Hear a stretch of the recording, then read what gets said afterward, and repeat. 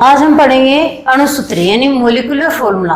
यानी जितनी भी हम रासायनिक अभिक्रियाएं पढ़ेंगे केमिस्ट्री के अंदर, उनके अंदर मोलिकुलर फॉर्मूला जो है वो बहुत इंपॉर्टेंट रोल प्ले करता है। यानी मोलिकुलर फॉर्मूला हमें क्यों पढ़ना जरूरी है, क्योंकि इससे क्या होता है कि हम जो तत्व, कोई भी तत्व होता है तो वो तत्व किस प्रकार से संयोग करते हैं, कौन से तत्व का अणुसूत्र किस प्रकार से लिखा जाता है, इसके अंदर यानी रासायनिक नाम का पता चलता है। एक तो यानी कोई तत्व है तो उसके रासायनिक नाम क्या है उसका, साथ ही यानी कोई यौगिक है तो उस यौगिक में कितने अणु भाग ले रहे हैं इसका पता चलता है। और यदि हमें इतने यानी अणुओं का पता चल जाएगा तो उससे क्या होगा कि हम उसकी द्रव्यमान संख्या भी ज्ञात कर सकते हैं, तो कुल अणुओं की संख्या कितनी होती है ये सारी चीजें हम पता लगा सकते हैं। तो जो अणुसूत्र है उसको लिखने के लिए सबसे पहले तो हमें किसी भी तत्व का अणुसूत्र लिखने के लिए उसके अंदर संयोजकता उसके कितने होते हैं ये पता होना आवश्यक है। और संयोजकता को किस प्रकार से लिखा जाता है, संयोजकता को ज्ञात किस प्रकार से किया जाता है, पिछले वीडियो में हमने पढ़ा था। अगर नहीं देखा तो वो वीडियो आप देखिए और उससे आप जो संयोजकता है वो आसानी से लिखना सीख जाओगे। तो जैसे कि हमने जो अणुसूत्र है, जैसे मान लो कि HCl है, इसके अंदर HCl है तो H और Cl यानी हाइड्रोजन और क्लोराइड। तो ये हाइड्रोजन और क्लोराइड का अणु किस प्रकार से बना, तो इसके लिए हम क्या करते हैं, सबसे पहले स्टेप बाय स्टेप चलेंगे। सबसे पहले हाइड्रोजन को लिख लिया, उसके बाद में क्लोरीन को लिख लिया। अब हमें पता है हाइड्रोजन की संयोजकता कितनी होती है, +1 और क्लोरीन की संयोजकता होती है -1। अब क्या करते हैं, ये जो संयोजकताएं होती हैं इनको वज्र गुणा करते हैं। यहाँ पर ये जरूरी नहीं है, जो प्लस माइनस है ये अगर लिखते हैं तो भी इसमें कोई जरूरी नहीं है, नहीं लिखते तो भी ये कोई बात नहीं है। इस प्रकार से इनको क्या कर देते हैं, वज्र गुणा कर देते हैं। तो ये H और ये Cl, जैसे इनमें तो क्या होता है कि दोनों में एक परमाणु हाइड्रोजन का और एक ऑक्सीजन का, जैसे दो अलग लेते हैं। जैसे कि मान लो H2 है, H2O। अब इसमें क्या करते हैं कि एक तरफ H लिख लिया, एक तरफ O लिख लिया। अब क्या करते हैं, हाइड्रोजन की कितनी होती है संयोजकता, +1 और ऑक्सीजन की संयोजकता कितनी होती है, -2। हाइड्रोजन की +1 और ऑक्सीजन की -2। अब हमें क्या करना है, इसको संयोजकताओं को वज्र गुणा करके लिख देना है। तो इसमें ये जो H है ये जो 2 आ जाएगा यहाँ पर, और ये ऑक्सीजन अकेला है तो इसमें ऑक्सीजन को इस प्रकार से नहीं लिखा जाता कि O का 1 होगा। ये ऑक्सीजन जब 1 होती है संयोजकता तो उसको उस परमाणु के रूप में लिखा जाता है। इसी प्रकार से जैसे NaCl है तो NaCl में Na लिखना, Cl ये +1 है और ये -1 है, ये इसी प्रकार से हो गया। तो Na1 है तो लिखने की आवश्यकता नहीं है, और ये Cl इसी प्रकार से। जैसे हमने NaCl का तो इस प्रकार से लिखा, लेकिन यदि हमें लिखने को कहे MgCl तो MgCl यानी मैग्नीशियम और क्लोराइड आयन को हमें जोड़ने के लिए कहा जाए या इसका फॉर्मूला बनाने के लिए कहा जाए तो हम क्या करेंगे, हमें मान लो कि पता नहीं है कि इससे कितने क्लोरीन जुड़ रहे हैं कितने नहीं जुड़ रहे हैं। तो उसके लिए हमें सबसे सिंपल क्या कर लेना है, सबसे पहले मैग्नीशियम लिख लेना है और उसके बाद में क्लोरीन लिख लेना। अब मैग्नीशियम की संयोजकता कितनी होती है, जैसे सोडियम की +1 होती है तो सोडियम के बाद, सोडियम 11 नंबर का तत्व है, 12 नंबर का क्या होता है मैग्नीशियम, तो +2 संयोजकता हो जाएगी इसकी। और क्लोरीन की हमने देखा यहाँ पर कितनी होती है, -1। तो सीधा सा यहाँ पर क्या कर देंगे, ये वज्र गुणा कर देंगे। तो इसको Mg ऐसा वैसा लिखा और ये 1 है इसलिए इसको लिखते नहीं है। और फिर क्या लिखते हैं Cl, तो Cl का कितना होगा 2, ये हमारा क्या बन जाएगा MgCl2। तो इस प्रकार से ये अणुसूत्र लिखे जाते हैं। यानी इससे क्या होता है कि कोई भी जो तत्व होता है वो तत्व किस रूप में जुड़कर अणु का निर्माण करता है। यानी तत्व अणु या क्या बनाता है, यौगिक बनाता है। तत्व अणु और यौगिक बनाते हैं, यानी अणु और यौगिक बनाते हैं। और ये क्या करते हैं, अपने गुणों को स्वतंत्र रूप में क्या कर सकते हैं, स्वतंत्र रूप में अपने गुणों का प्रदर्शन कर सकते हैं। इसलिए क्या करते हैं, ये स्वतंत्र रूप में अपने गुणों का प्रदर्शन करते हैं। इसलिए क्या करते हैं, ये एक जो इनके मध्य जो बंध होता है या इनकी जो संयोजकताएं होती है वो इस प्रकार से होती है कि ये यानी आपस में जैसे इसकी संयोजकता 1 है और इसकी 2 है, तो इसकी प्लस है और इसकी माइनस है, तो इसकी संयोजकता इसके द्वारा शांत की जाती है और इसकी संयोजकता इसके द्वारा शांत की जाती है। ठीक है, इसमें हम अगला वो उदाहरण यहाँ पर लेते हैं। जैसे हमें ये पता है, जैसे मान लो NH3 है, अमोनिया है, अमोनिया है, तो अमोनिया के लिए जैसे मान लो ये नाइट्रोजन है और ये हाइड्रोजन है। ठीक है, अमोनिया का नाइट्रोजन और हाइड्रोजन, यहाँ कितने परमाणु है, कितने परमाणु है, 2 है, एक तो नाइट्रोजन है और एक यहाँ हाइड्रोजन है। तो नाइट्रोजन की संयोजकता कितनी होती है, जैसे मान लो नाइट्रोजन की संयोजकता कितनी होती है, नाइट्रोजन का परमाणु क्रमांक कितना होता है, 7। अगर संयोजकता निकालना नहीं आता तो इस प्रकार से निकाल लीजिए, नाइट्रोजन की जो संयोजकता होती है वो क्या होती है, तो इसका परमाणु क्रमांक कितना होता है, 7। तो बाह्यतम कक्षक में इलेक्ट्रॉनों की संख्या कितनी होती है, बाह्यतम कक्षक में इलेक्ट्रॉनों की संख्या कितनी होती है, इसके बाह्यतम कक्षक में 5 होती है। तो इसको चाहिए कितने, 5 होती है। और अब इसको इलेक्ट्रॉन कितने चाहिए, बाह्यतम कक्षा में 3 इलेक्ट्रॉन और चाहिए। इसका मतलब ये होता है कि जो नाइट्रोजन है उसकी संयोजकता कितनी होती है, 3 होती है, यानी ये 3 इलेक्ट्रॉनों को ग्रहण करने की प्रवृत्ति रखता है, इसलिए इसकी -3 संयोजकता होती है। माइनस लिखो तो भी ठीक है, नहीं लिखो तो भी कोई बात नहीं।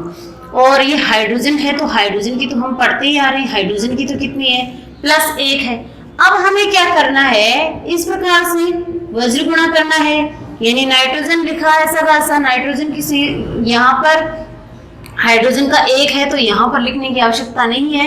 और उसके बाद में हमने क्या उतारा, H, और H की कितनी है, 3। तो ये क्या बन गया हमारा अमोनिया का, ये NH3 बन गया। अब यदि मान लो कि एक हाइड्रोजन और जुड़ जाए इससे, तो क्या होगा, जैसे मान लो ये नाइट्रोजन है और इससे 3 हाइड्रोजन जुड़ी हुई है, पहले से 3 हाइड्रोजन पहले से ही जुड़ी हुई है, यानी कि इसका अष्टक पूरा हो चुका है। लेकिन कई परिस्थितियों में ये क्या करता है, जैसे मान लो कई परिस्थितियों में ये एक हाइड्रोजन और ग्रहण कर लेता है, तो उसको कैसे प्रदर्शित करते हैं, उसको इस प्रकार से NH4 प्लस के रूप में प्रदर्शित करते हैं। जैसे 3 होती है नाइट्रोजन के साथ, हाइड्रोजन 3 जुड़ते हैं तो NH3, और 4 जुड़ता है तो NH4 प्लस, यानी ये तो क्या हो गया, अमोनियम आयन, अमोनिया, और ये क्या हो गया, अमोनियम आयन। तो इस प्रकार से ये संयोजकताएं लिखी जाती हैं, इस प्रकार से ये फॉर्मूले बनाए जाते हैं। अब हम कुछ और उदाहरण देखते हैं जिनके अंदर ये फॉर्मूले आपको अच्छी तरह से समझ में आ जाएंगे, क्योंकि केमिस्ट्री के अंदर जब हम रासायनिक अभिक्रिया पढ़ेंगे, उन रासायनिक अभिक्रियाओं के अंदर किसके साथ कितने अणु जुड़ेंगे, कितने परमाणु जुड़ेंगे, और ये सारी जो चीजें हैं ये हमें अणुसूत्र नहीं आएगा तो ये सारी चीजें हमें समझ में नहीं आएगी। कई बार क्या होता है कि वैलेंसी करने के लिए आपको समीकरण दे दी जाती है और उसके अंदर आपको ये दिया जाता है, जैसे मान लो आपको सीधा सा जैसे इस प्रकार से N2 + H2 इस प्रकार से दे दिया, तो क्या बनेगा, यहाँ पर आपको ये तो पता है कि यहाँ पर N2 + H2, ये आप लिख सकते हो कि N और H ये होता है। लेकिन अब आपको ये पता होना चाहिए कि नाइट्रोजन जो है तो उसके अंदर अब इसको जैसे आपको संतुलित करने के लिए कहे या संतुलन के लिए कहे तो आप क्या करोगे, ये जैसे नाइट्रोजन के 2 हैं, नाइट्रोजन के 2 हैं, एक नाइट्रोजन की कितनी होती है, 3, एक नाइट्रोजन की कितनी होती है, 3, जैसे हमने यहाँ पर बनाया तो 2 नाइट्रोजन की कितनी हो जाएगी, 6 हो जाएगी। यानी इसके पास क्या है, 6 इलेक्ट्रॉन इसको चाहिए बाह्यतम कक्षक में, यानी एक नाइट्रोजन को 3 और दूसरे नाइट्रोजन को भी 3, इस प्रकार से। तो अब इनको शांत करने के लिए इसकी स्ट्रक्चर तो देखो ऐसे होती है, नाइट्रोजन के बीच में सिंगल बंध बन जाता है। और अब क्या होता है कि इसके बाह्यतम कक्षक जो होते हैं उसके अंदर इनको दोनों को इलेक्ट्रॉनों की आवश्यकता होती है, इसलिए ये NH3 बनाने के लिए यहाँ 2 है तो ये 2 लगा दिया। अब देखो यहाँ पर अमोनिया, यहाँ पर नाइट्रोजन कितने हैं 2, यहाँ पर भी 2, यहाँ पर हाइड्रोजन कितने हैं, यहाँ पर 3 दूनी 6, कितने हाइड्रोजन है 6 हाइड्रोजन है। अब यहाँ पर कितने हैं 2 हाइड्रोजन है। तो अब हमें इसको 6 करने के लिए क्या करना पड़ेगा, इससे यानी इसके पहले क्या लगाना पड़ेगा, हमें 3 लगाना पड़ेगा, जिससे 3 दूनी 6 हो जाएगा। अब ये जो समीकरण है ये द्रव्यमान संरक्षण के नियम का पालन कर रही है, द्रव्यमान संरक्षण के नियम का पालन कर रही है। ये इस प्रकार से इसकी संरचना बन जाती है। तो NH3 यानी NH3 इस प्रकार से ये इसकी संयोजकता बन जाती है। ठीक है, अब हम देखो प्रश्न किस प्रकार से आता है। प्रश्न इस प्रकार से आता है कि जैसे N2 और 3H2 दे दिया और आपको इस प्रकार से लिख दिया कि जैसे NH3 लिख दिया केवल, तो संयोजकता, इसकी संयोजकता शांत करने के लिए जैसे ऑप्शन में दे देता है 2, 3, 4 या 5, तो आपको क्या करना पड़ेगा, ये 2 टिक करना पड़ेगा। ठीक है, अब जैसे बहुपरमाणविक आयन होते हैं, बहुपरमाणविक अणु, तो उनको किस प्रकार से लिखा जाता है। जैसे बेरियम सल्फेट है या बेरियम क्लोराइड है BaCl2, ठीक है, या BaCl बेरियम क्लोराइड है। मान लो कि हमें इसके बारे में पता नहीं है कि बेरियम का कितना है और क्लोरीन का कितना है, तो इसको लिखने के लिए सबसे पहले हमें क्या करना पड़ेगा, Ba और ये Cl का तो हमें सीधा सा पता है कि ये क्या होता है -1 होता है। अब बेरियम का कितना होता है, प्लस का 2 होता है, तो अब ये क्या करेगा, ये वज्र गुणा हो जाएगा, इसलिए Ba ऐसा कैसा लिख दिया, यहाँ पर 1 है इसलिए लिखने की आवश्यकता नहीं है, और ये हो गया Cl, तो यहाँ पर Cl का कितना हो जाएगा 2, तो अब ये क्या हो जाएगा बेरियम क्लोराइड, तो ये इसका नाम क्या हो जाएगा बेरियम क्लोराइड। इसी प्रकार से जैसे हम अन्य उदाहरण समझते हैं, जैसे कैल्शियम क्लोराइड है, तो इसको समझने के लिए कैल्शियम का लिखते हैं और क्लोरीन का लिखते हैं। कैल्शियम का कितना होता है +2 और क्लोरीन का कितना होता है -1, तो अलग अलग हो गए तो क्या करेंगे, इनको वज्र गुणा कर देंगे। तो कैल्शियम जैसे 20 नंबर का तत्व होता है कैल्शियम, तो कैल्शियम 1 लिखने की आवश्यकता नहीं है, यहाँ ही उतार दिया, क्लोरीन और इसके सामने लिख दिया 2, तो ये क्या बन गया फॉर्मूला इसका CaCl2। जैसे Ca यानी ये कैल्शियम है और ये OH, तो ये किस प्रकार से बनता है, Ca ऐसा कैसा लिखा हमने और OH आगे जुड़ा हुआ है OH। अब OH कैसे बना ये भी पता लगाना है, क्योंकि इसको भी अलग अलग डिफाइन करना है। जैसे ऑक्सीजन और हाइड्रोजन को लिख लिया हमने, तो ऑक्सीजन का तो कितना होता है -2 और हाइड्रोजन का कितना होता है +1, तो इस प्रकार से ये हो जाएगा। यानी इसके ऊपर जैसे मान लो ऑक्सीजन की संयोजकता कितनी है -2, हाइड्रोजन की संयोजकता कितनी है +1, तो एक संयोजकता तो इसको निष्क्रिय कर देगी, यानी एक संयोजकता से एक संयोजकता कैंसिल हो जाएगी और बचेगी बचेगी क्या, एक संयोजकता बचेगी और वो भी किसकी बचेगी कि माइनस की बचेगी, एक संयोजकता किसकी बचेगी माइनस की बचेगी। तो ये माइनस का चिन्ह आ जाता है क्योंकि ऑक्सीजन की 2 होती है, हाइड्रोजन की 1 होती है। अगर हम इस रूप में लिखते हैं H2O, तब तो दोनों की क्या होती है, दोनों की बराबर होती है, यानी हाइड्रोजन के 2 ले लिए तो ऑक्सीजन की संयोजकता शांत होगी। लेकिन यदि यहाँ से एक हाइड्रोजन हम हटा देते हैं तो ये क्या बन जाएगा, ये OH आयन बन जाएगा कि एक जो ऑक्सीजन की ऋणावेशित जो संयोजकता है वो इस रूप में यहाँ पर आ जाएगी। तो यहाँ पर -1, कैल्शियम का पता ही है हमें कितनी होती है +2। अब देखो इसको लिखते हैं कैल्शियम, Ca लिखा, यहाँ वज्र गुणा कर देते हैं ऐसे, और ये क्या है OH। अब देखो इस O और H ये दोनों है, अब हम यहाँ पर इस प्रकार से नहीं लिख सकते, इस प्रकार से लिखेंगे तो ये गलत होगा। क्यों होगा, कि इसका मतलब ये होता है कि ये केवल हाइड्रोजन ही 2 है, जबकि हाइड्रोजन अकेला 2 नहीं है, इसके साथ कौन है, ऑक्सीजन भी है। तो ये इस प्रकार से ब्रैकेट लगा के फिर यहाँ पर हम क्या करते हैं, यहाँ पर 2 लिखते हैं। तो इस प्रकार से ये इसका अणुसूत्र बन जाता है और इसका नाम क्या होता है, कैल्शियम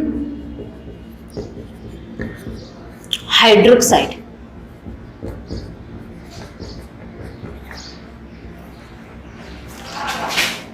कैल्शियम हाइड्रोक्साइड। अगर ये कैल्शियम ऑक्सीजन से संयोग करता है, CaO बनाता है, CaO बनाता है, तो देखो कैसे बनाता है, Ca और ऑक्सीजन, यानी कैल्शियम ऑक्साइड क्या होता है, कैल्शियम और ऑक्साइड, यानी कैल्शियम का कितना होता है, प्लस का 2, ऑक्सीजन की कितनी होती है, माइनस की 2। अब यहाँ पर ध्यान रखना, जैसे हम ये लिखते हैं सामान्यतः कि Ca2,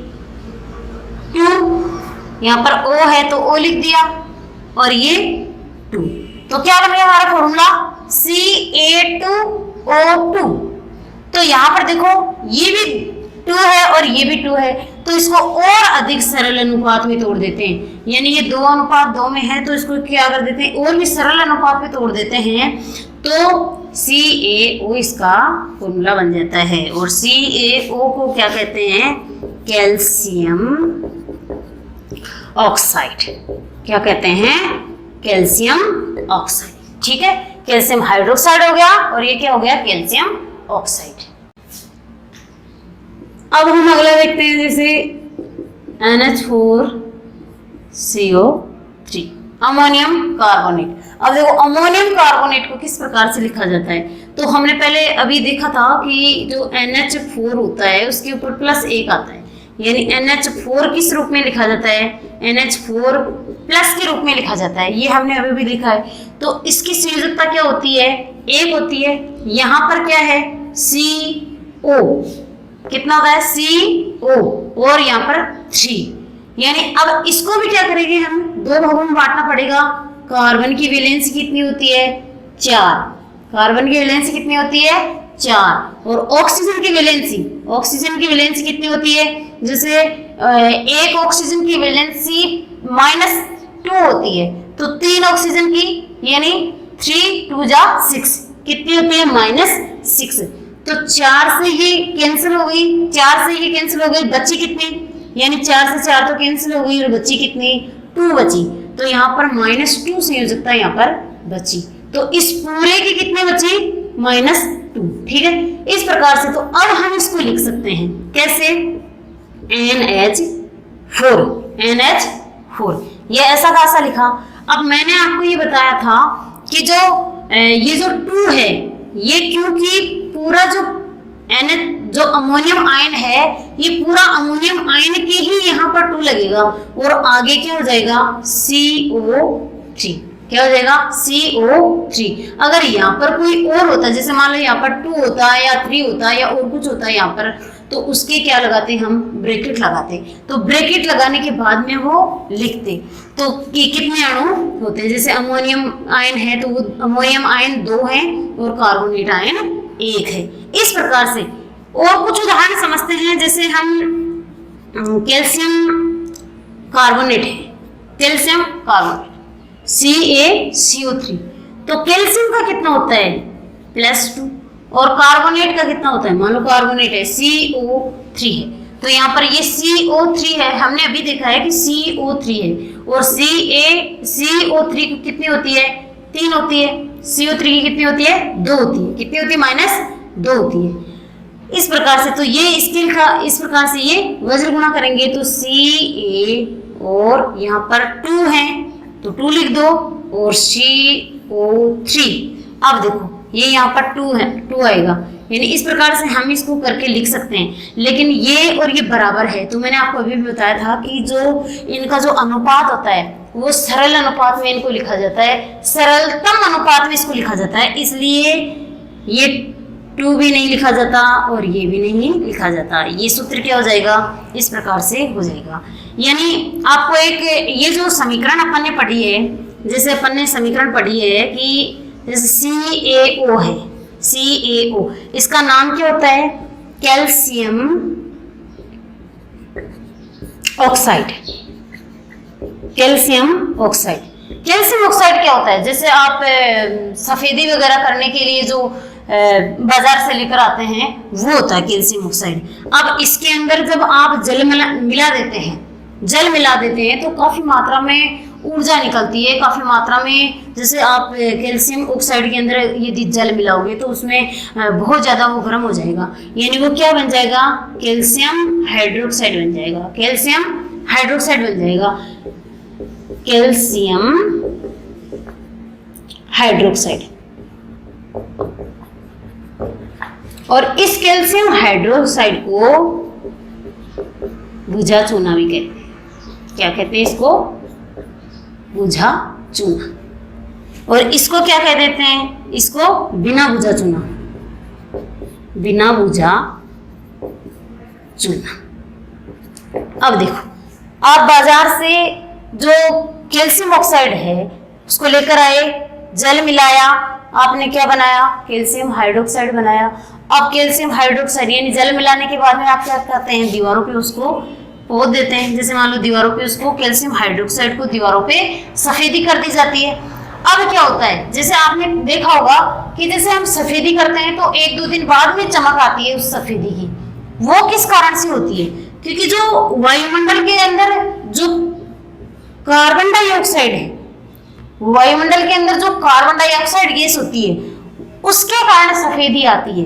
कैसे आती है, जैसे ये CO2 जुड़ जाएगी, इससे कैल्शियम कार्बोनेट बन जाएगा, यानी और जल का अणु क्या हो जाएगा, जल का अणु बाहर निकल जाएगा, जल का अणु बाहर निकल जाएगा। क्योंकि हमने जो सफेदी करी थी उस समय वो गीली थी, और जब जल का अणु बाहर निकल जाएगा, कहने का मतलब कि वो यदि सूख जाता है, जल सूख जाता है या वाष्पीकरण उसका हो जाता है, और वायुमंडल की जो कार्बन डाइऑक्साइड गैस होती है वो इस कैल्शियम से जुड़ जाती है, जिससे क्या बन जाता है, कैल्शियम कार्बोनेट, कैल्शियम कार्बोनेट। इस कैल्शियम कार्बोनेट को, कैल्शियम कार्बोनेट, इस कैल्शियम कार्बोनेट के कई नाम हैं। इसको चूना पत्थर भी कहा जाता है, चूना पत्थर, सफेद या संगमरमर भी कहा जाता है। इसको क्या कहा जाता है, चूना पत्थर भी कहा जाता है और संगमरमर भी कहा जाता है। तो ये जो अभिक्रिया है ये पूरी एक चेन में हमने लिख दी है कि कैल्शियम ऑक्साइड हम बाजार से लाए, पानी डाला, सफेदी करी, सफेदी किसकी करी, कैल्शियम हाइड्रोक्साइड की, पानी डाला तो क्या हो गया, वो चूना बुझ गए, बुझा चूना कहते हैं इसको। फिर पानी उड़ गया, कैल्शियम रह गया, वायुमंडल की जो कार्बन डाइऑक्साइड गैस है वो जुड़ गई, इसलिए क्या बन गया, ये कैल्शियम कार्बोनेट बन गया। इस प्रकार से ये अभिक्रिया हमने देखी है। अब अगला हम एक और उदाहरण लेते हैं। अब हम देखो, जैसे Na2CO3, इसका नाम क्या होता है, सोडियम कार्बोनेट, सोडियम कार्बोनेट। ये जो सोडियम कार्बोनेट है इसके बारे में जानते होंगे आप कि जो सोडियम कार्बोनेट है उसको किस काम में लिया जाता है, धोने के सोडे के रूप में काम में लिया जाता है, धोने का सोडा, धोने का सोडा, ठीक है। सोडियम कार्बोनेट को धोने का सोडा कहा जाता है। अब इसका बनाने के लिए क्या करना पड़ेगा हमें, Na और ये ले लेंगे CO3, ठीक है। तो Na का कितना होता है, +A, और CO3 का कितना होता है, CO3 का कितना होता है, -2। तो इसको इस प्रकार से कर देंगे, जैसे Na है तो Na का यहाँ पर 2 लगा देंगे तो Na2 हो गया, और यहाँ पर बचा क्या, CO3। यहाँ पर कुछ लगाने की आवश्यकता नहीं है क्योंकि ये क्या है, +1। तो ये सूत्र हमारा बन गया क्या, सोडियम कार्बोनेट। इसी प्रकार से एक और आता है सोडियम बाइकार्बोनेट, सोडियम बाइकार्बोनेट, और सोडियम बाइकार्बोनेट। और सोडियम बाइकार्बोनेट को खाने का सोडा भी कहते हैं, खाने का सोडा, खाने का सोडा या जो बेकिंग पाउडर है, बेकिंग पाउडर भी इसको कहते हैं, बेकिंग पाउडर। बेकरी उद्योग में पेस्ट्रीज ये बनाने के लिए इसका उपयोग किया जाता है। अब इसको कैसे लिखें? Na लिख लिया और HCO3 लिख लिया। अब देखो हमने दोनों को इस प्रकार से अलग कर लिया। अब हमें क्या करना पड़ेगा? सबसे पहले तो इसको अलग करना पड़ेगा, क्योंकि इस पूरे की संयोजकता निकालने के लिए इस अणु को भी हमें क्या करना पड़ेगा? तोड़ना पड़ेगा। तो हाइड्रोजन इधर ले लिया और ये क्या ले लिया? CO3। हाइड्रोजन की तो कितनी होती है? +1, और CO3 की हमने अभी देखी थी कितनी होती है? -2। एक संयोजकता से एक संयोजकता कैंसिल हो जाएगी, तो कितनी बचेगी यहाँ पर? -1 संयोजकता बचेगी। यानी इस पूरे परमाणु की संयोजकता कितनी बचेगी? -1। और इसकी कितनी है? +1। तो लिख दो इसको फिर ऐसे का सर Na, और यहाँ पर 1 लिखने की आवश्यकता नहीं है। H, ये H है, उसके बाद में CO3 क्या बन गया? NaHCO3, यानी सोडियम बाइकार्बोनेट। खाने का सोडा होता है उसके बाई लग जाता है, खाने का सोडा जो होता है उसके बाई लग जाता है, और धोने के सोडे में क्या होता है? बाई नहीं होता है। इस प्रकार से ये सूत्र आपके बहुत काम में आएंगे। ये जो दैनिक जीवन में जो रसायन है उसके अंतर्गत भी हम इनको पढ़ेंगे कि इनका क्या क्या उपयोग, किस प्रकार से प्रयोगशालाओं में इसको निर्मित किया जाता है। अब हम अगला कुछ उदाहरण लेते हैं, जैसे Al2SO4 Al2 और SO4 है, Al2SO4 है। अब इसको हम तोड़ेंगे तो एल्यूमिनियम का कितना होता है? +3, और SO4 का कितना होता है? SO4 का यदि नहीं आता है तो उसको हम देख लेते हैं। दो, इसके भी 2 कर लेंगे, यानी एक S है और ये O4 है। तो O4 एक ऑक्सीजन की कितनी होती है? -2। एक ऑक्सीजन की -2 होती है, तो 4 ऑक्सीजन की कितनी होगी? यानी इसको गुणा कर देंगे तो ये कितनी हो जाएगी? 8। कितनी हो जाएगी? 8। और इसकी कितनी होती है? इसकी होती है 6। तो ये 6 से 6 तो कैंसिल हो जाएगी, बचेगी कितनी? -2। तो यहाँ पर कितनी बचेगी? -2। तो अब हम क्या कर देते हैं? इसको वज्र गुणा कर देते हैं। तो हम जो फॉर्मूला लिखेंगे वो फॉर्मूला Al2 लिख दें, उसके बाद में SO4, ऐसा कैसा? SO4। अब क्या करेंगे हम इसको, क्योंकि यहाँ पर भी कितनी है? 3, तो इसको लिख दिया। तो ये क्या बन गया? ये हमारा अणुसूत्र निर्मित हो गया। इस प्रकार से Al2SO4, Al2SO4 का बोलता इसे क्या कहते हैं? Aluminium sulphate. क्या कहते हैं इसे? एल्यूमिनियम सल्फेट कहते हैं इसको। ठीक है, इस प्रकार से ये हमने कुछ अणुसूत्र देखे। इस यानी बहुत सारे जो अणुसूत्र हैं यौगिक बनते हैं वो इसी तरह से बनते हैं। और आपको ये पता होना चाहिए कि जब आपको संयोजकता पता है, किसी भी तत्व की संयोजकता पता है, और संयोजकता यदि नहीं भी पता है तो परमाणु क्रमांक के द्वारा आप उसकी संयोजकता निकाल सकते हैं। संयोजकता निकाल के फिर इस फॉर्मूले को अप्लाई करें और संयोजकता आराम से जो जैसे बराबर होती है तो उसको लिखने की आवश्यकता नहीं होती। जैसे यहाँ पर 2 होगा, यहाँ पर भी 2 होगा, तो उसको लिखने की आवश्यकता नहीं होगी। अगर यहाँ पर 1 है, यहाँ पर भी 1 है, तो उसको भी लिखने की आवश्यकता नहीं होती है। लेकिन जब अलग अलग होती है, जैसे यहाँ पर 2 है, यहाँ पर 3 है, तो उसको अलग अलग लिखने की आवश्यकता होगी। तो इस प्रकार से हमने आज अणुसूत्र का निर्माण करना देखा। अब हमें ये जो अणुसूत्र है इससे हमें क्या पता चलता है? देखो, पहला पॉइंट तो ये है कि हमें किसी भी जो यौगिक है उस यौगिक में उस यौगिक का नाम का पता चलता है। नाम का पता चलता है कि नाम क्या है। ठीक है, उस यौगिक के नाम का पता चलता है। दूसरा कि इसके अंदर अवयविक कण हैं, कौन कौन से कण मौजूद है। जैसे हम इसका उदाहरण लेते हैं, जैसे इसके अंदर क्या है? एक तो सोडियम है, एक हाइड्रोजन है और एक कार्बन है, ऑक्सीजन है।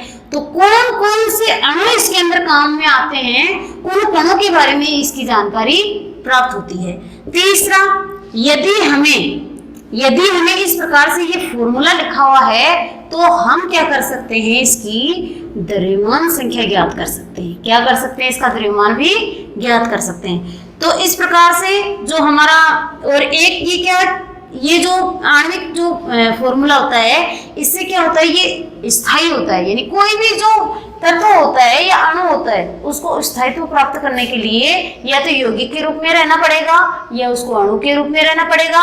इस प्रकार से क्या होता है कि जब ये अणु या यौगिक के रूप में रहते हैं तो इनके बीच में इस प्रकार से ये जो बंध है वो बनना आवश्यक होता है। इसलिए आज का ये लेक्चर यहीं खत्म करते हैं। Thank you for